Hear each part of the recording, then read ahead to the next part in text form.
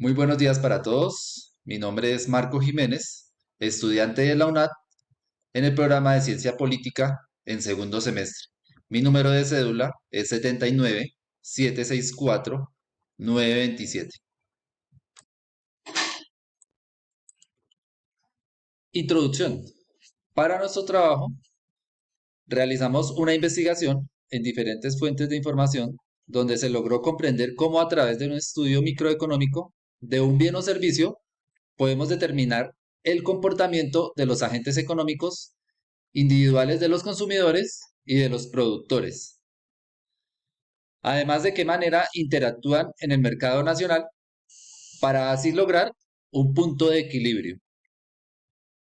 Asimismo, para dar aplicación al aprendizaje, escogimos un producto de la canasta familiar al cual le realizamos un estudio microeconómico para lograr comprender cómo opera la ley de la oferta y la demanda, tanto en el consumidor como en el productor actualmente en el país. Analizaremos también cómo se ve afectada la oferta individual del bien o servicio seleccionado ante un aumento de precios y cómo opera la elasticidad de la demanda y la elasticidad precio de la oferta en la dinámica del mercado. Veremos también cómo afectan los impuestos a los compradores y los vendedores, cómo opera el proceso de conducta de los consumidores desde aspectos como preferencias, las restricciones presupuestarias y las elecciones. Analizaremos las problemáticas que presenta la producción del bien o servicio seleccionado en consideración a elementos como restricciones tecnológicas, restricciones de la información y restricciones del mercado. Y finalmente realizaremos una exposición del comportamiento de los costos de producción del bien o servicio seleccionado en un escenario a corto y largo plazo. Como observamos aquí en nuestra presentación en esta gráfica, la microeconomía la representamos como un sistema cíclico, donde hay unos insumos y unas salidas, y se repite constantemente. Para nuestro análisis, escogimos la carne de res, que es un producto de la canasta básica familiar. Asimismo, es un alimento del sector primario, de producción nacional y derivado de la ganadería. ¿Qué es competencia perfecta? Miremos. Existen una serie de condicionantes o requisitos para que exista el mercado de competencia perfecta. En el mercado de la carne actualmente hay muchos proveedores que para nuestro análisis los llamaremos carnicerías famas o expendios de carne y existen muchos compradores que serían la gran mayoría de hogares colombianos que devengan un salario mínimo y la cadena de restaurantes o comidas. Entonces, la primera condición para que haya mercado de competencia perfecta es que haya homogeneidad del producto. ¿Eso qué quiere decir? Que en todas las carnicerías o famas se venda carne al mismo precio y a la misma calidad. La segunda condición para que se dé la competencia perfecta es que en las carnicerías debe existir información suficiente sobre el producto de la carne para que los compradores conozcan de antemano el valor de la misma y así podrán tomar la decisión de qué cantidad quieren llevar. Hay una tercera condición para que se dé la competencia perfecta y es que en el mercado de la carne un solo establecimiento no puede alterar el precio del mercado. ¿Eso qué quiere decir? Que una sola carnicería, si decide subir los precios, no puede afectar a las demás porque como ya dijimos anteriormente, en el mercado existen muchas carnicerías y muchos compradores. Entonces, si una sola decide subir el precio, obviamente los compradores optarán por comprar a la competencia. Entonces, por tanto, todos los proveedores mantendrán o se establecerá un equilibrio de precios para que sus ventas no se vean afectadas, ya que el comprador siempre optará por comprar en donde le ofrezcan a menor precio. Una cuarta condición sería la libertad de entrada y salida del mercado. ¿Esto qué quiere decir? que si yo deseo montar un establecimiento de venta de carne, una carnicería o una fama, y deseo competir en el mercado, lo puedo hacer sin ningún tipo de restricción. Y asimismo, cuando desea terminar con mi negocio, lo puedo hacer con todo tipo de libertad. Entonces vimos que son cuatro condiciones: homogeneidad, transparencia del mercado, un solo establecimiento no podría alterar del mercado y la libertad y entrada y salida del mismo.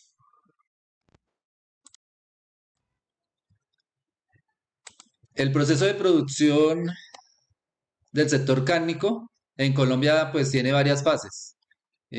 Una de ellas, o la primera, es una cadena que empieza con la producción de los terneros, los cuales pues son vendidos para engorde o creados muchas veces por los mismos productores.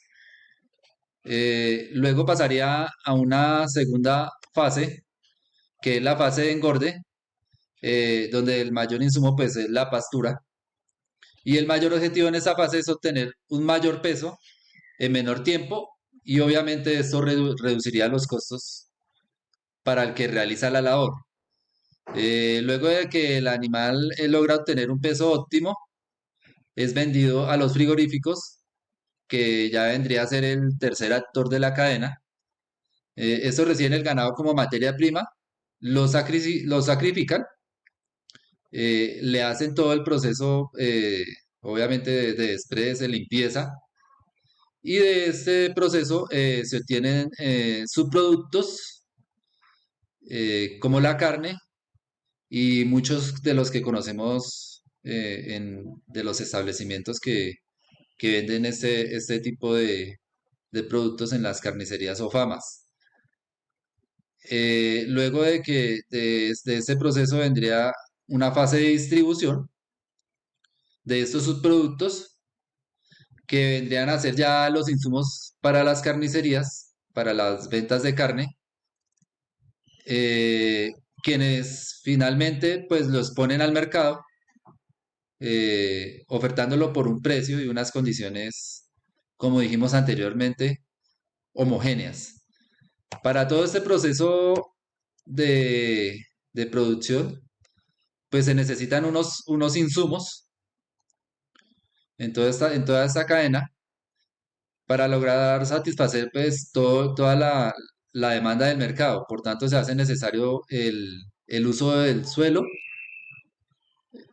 para la pastura de los bovinos y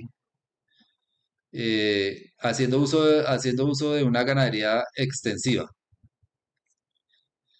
Asimismo, se hace uso de nuevas tecnologías de investigación en la farmacéutica para ser utilizadas en el crecimiento óptimo de los semovientes. La ley de la demanda, o también llamada la ley del comprador. Entonces, ¿qué nos quiere decir esto?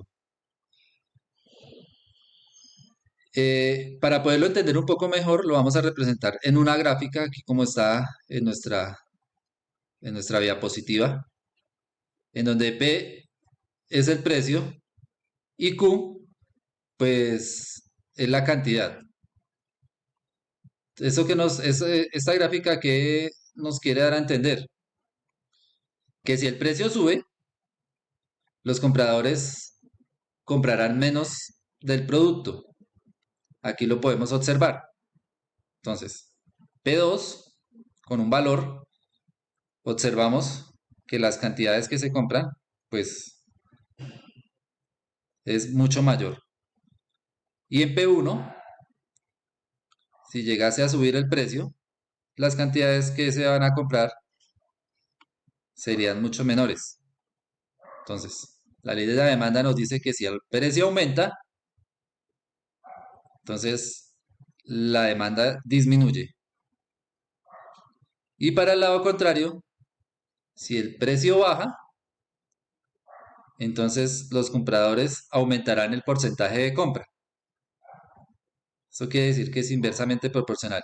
Precio aumenta, cantidad baja, y si el precio baja, pues la cantidad de compra aumentará. La ley de la oferta, o también llamada ley de los que venden. Entonces, para analizar un poco más este fenómeno, recurrimos a esta gráfica. En nuestro plano, entonces, en este eje sería el precio y en el eje horizontal, pues sería la cantidad ofertada, que están representados el precio como P y la cantidad ofertada como Q. Entonces, ¿qué nos dice la ley de la oferta? Que si el precio sube, la cantidad ofertada en el mercado, obviamente, aumentará. Y si el precio disminuye, la cantidad ofertada en el mercado disminuye. Entonces, según la ley de la oferta, si sube el precio de la carne, los productores estarán dispuestos a ofrecer más cantidad, pero ocurre un fenómeno que el consumidor o los hogares adquirirán menos cantidad y optarán por adquirir otra proteína de menor costo, que para nuestro caso podría ser el pollo o el pescado. Y para el caso contrario, si disminuye el precio, pues asimismo bajará la cantidad que se ofrece en el mercado, pues que ya no sería rentable para un productor de carne o para el ganadero, porque no recuperaría los costos que genera la cría de bovinos. Las familias tomarían la determinación de comprar carne en mayor cantidad.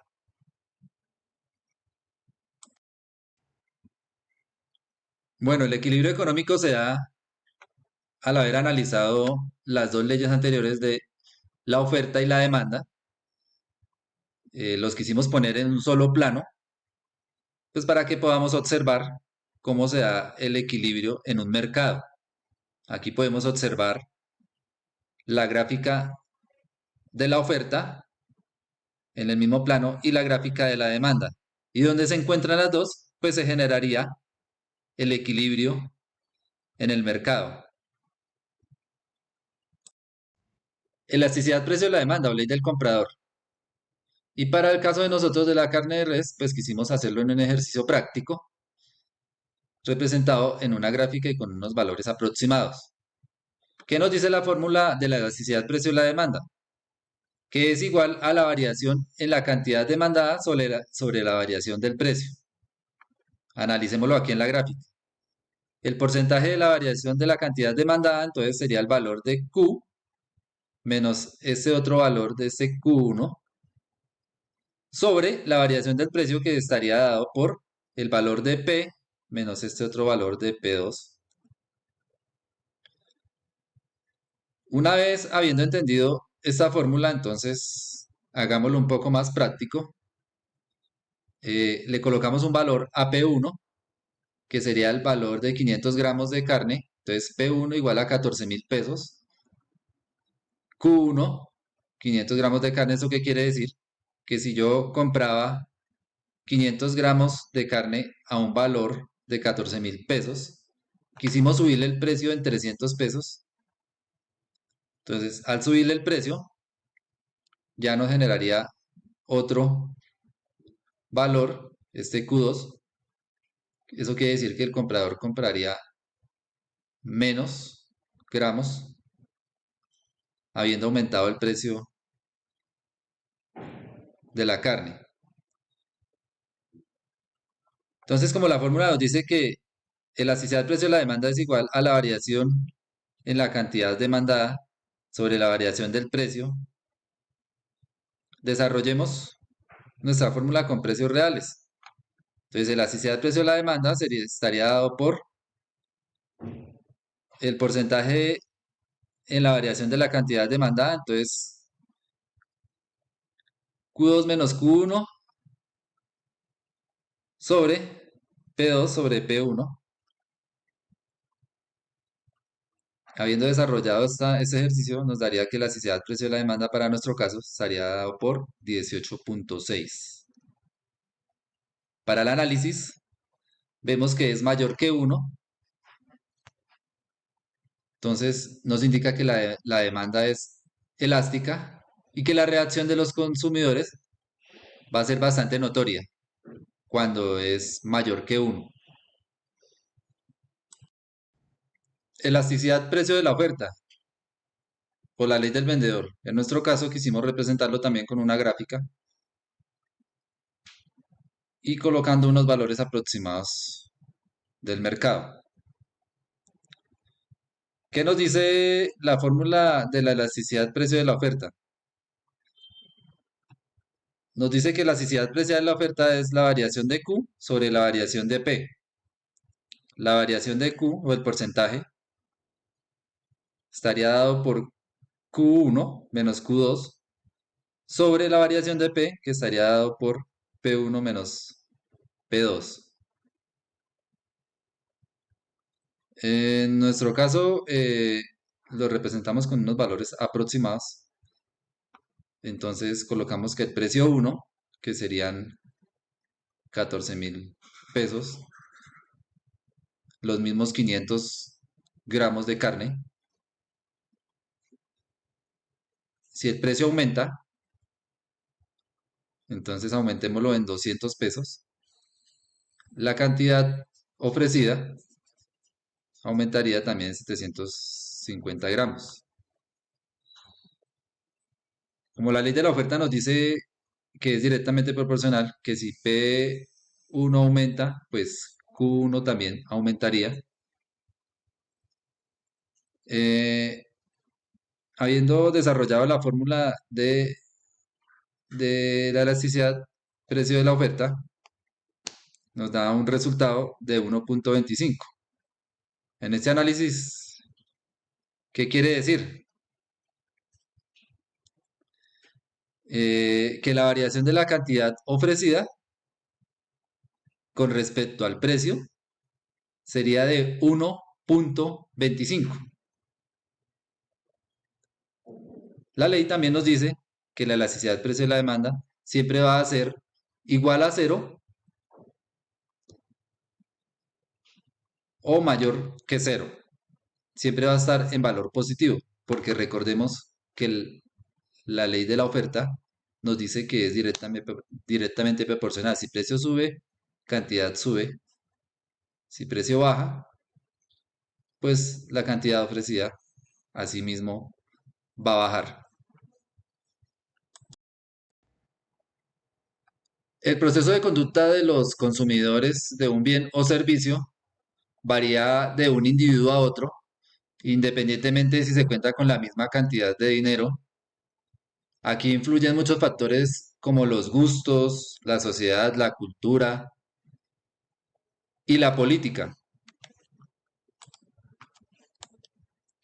Las preferencias también se definen como el atractivo del consumidor hacia un bien o un grupo de bienes que denominamos cesta de consumo o cesta de mercado. Y las preferencias permiten ordenar las cestas de consumo según el atractivo para el consumidor. Quisimos representarlo aquí en esta gráfica en cuatro cestas de mercado como las denominamos A, B, C o D, con dos productos, fruta y carne. Y podemos observar que cuando aumentamos alguno de los dos, automáticamente nos disminuye las cantidades del otro de acuerdo a los presupuestos. Una cesta de consumo pues son las cantidades específicas de cada uno de los bienes que se compra. Entonces acá lo comparamos con dos bienes y, y por lo general la selección se hace con respecto, con el fin de mejorar el bienestar de cada uno de los compradores o del que la realiza. Hay unas características que nos indica la literatura. Dice que cuando es de preferencia estricta, si se pudiera elegir entre A y B, se decidirá entre que en la que me proporcione mejor satisfacción, una indiferencia cuando ambas me proporcionan la misma satisfacción y una débil que A y B es igualmente preferida. Hay unas restricciones también presupuestarias que afectan la conducta del consumidor. Quisimos representarlas aquí en una gráfica eh, en donde observamos una canasta con alimentos y vestuario y miraremos cuál es el punto óptimo de esta canasta o de esta restricción presupuestaria. Eh, Miramos que hay unas gráficas con unas pendientes y podemos observar que existen unos, un, un punto óptimo que está dado por la mitad, ya que si decidiría llevar una canasta o una cesta del punto B, pues obviamente hay una restricción del presupuesto y no estaría en la capacidad de pagarla. Pero tampoco me iré por la parte más baja, que sería la C, porque quedaría insatisfecho. Entonces el punto óptimo sería la E, de acuerdo a a mi capacidad económica.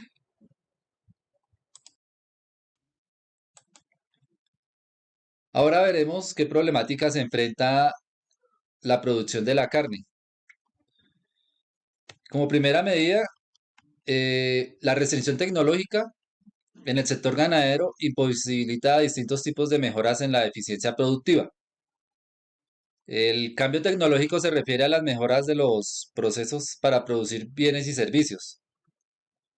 Cambiar antiguos productos para introducir nuevos.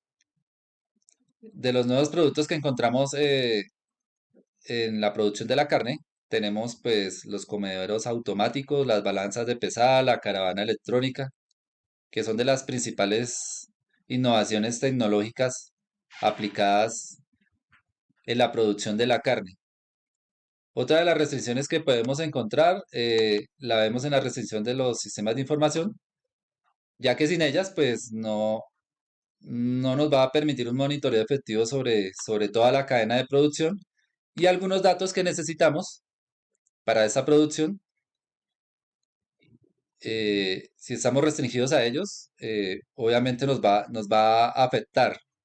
Entre los datos, pues obviamente tenemos la temperatura del aire, la humedad relativa de la radiación, velocidad del viento, precipitación, presión atmosférica, luz ultravioleta, el polvo, entre los más destacados que conocemos. Los sistemas de información es una herramienta de utilidad para llevar un control en el crecimiento, control de enfermedades, razas, etcétera. Otro de los problemas que encontramos en el mercado de la carne es el monopolio como tal de los frigoríficos. Esto hace que se genere un aumento en los precios. Muchos municipios hoy en día no tienen la posibilidad de matar el ganado en su territorio, por tanto se hace necesario el transporte de los semovientes hacia los lugares autorizados para después devolverlo a muchas ocasiones y distribuirlo a las famas. Esto incrementa los precios porque el transporte de un lugar hacia otro y luego devolverlo incrementaría los precios de nuestro producto. Los costos de producción en un escenario de corto plazo, para obtener más producto a corto plazo, una empresa debe emplear más trabajo. Sería una norma. Si se emplea más trabajo, pues obviamente sus costos aumentan. La empresa ganadera no es la excepción. Se deben contemplar una serie de costos de producción como consecuencia de utilizar unos insumos, es decir, se suman normalmente los costos directos como materias primas, materiales, insumos, mano de obra y otros costos indirectos a fin de generar los subproductos derivados de la ganadería, en este caso la carne, que satisfagan todas las necesidades de un mercado. El costo de producción mínimo de la producción de la carne vacuna también está determinado por el uso de la tecnología. De acuerdo a lo anteriormente, en el corto plazo, uno de los factores productivos está, está fijo. Como podemos observar aquí en la gráfica, entonces A corto plazo tenemos un factor productivo que es el trabajo, el otro es el capital. Entonces, a corto plazo, uno es fijo, al menos, y el otro es variable. Aquí en este caso, pues tenemos que el trabajo o la mano de obra es variable y el capital estaría fijo, por tanto se da la condición para corto plazo. Y los costos de producción en un escenario de largo plazo, entonces, aquí en la gráfica contamos con las dos mismas variables, que es el trabajo y el capital, y en esta tenemos que ambas son variables. Por tanto, por consiguiente, entonces a largo plazo todos los factores serían variables. A largo plazo la toma de decisiones presenta otra sistemática forma de cómo producir, ligada habitualmente de la dimensión productiva de la empresa, y por tanto hay posibilidad de alterar la cantidad de cada uno de los factores que intervienes, número de vacas, etcétera. A partir de lo anteriormente dicho, se puede concluir que no existen factores fijos a largo plazo, en tanto que todos sus susceptibles de modificación son susceptibles de modificación y en consecuencia son variables. En economía los factores determinantes son la tierra, el capital y el trabajo. En el largo plazo, obviamente, estos tres van a ser variables. Ya mencionamos que en el corto plazo, al menos uno de estos sería fijo, como nos lo demuestra nuestra gráfica acá a corto plazo.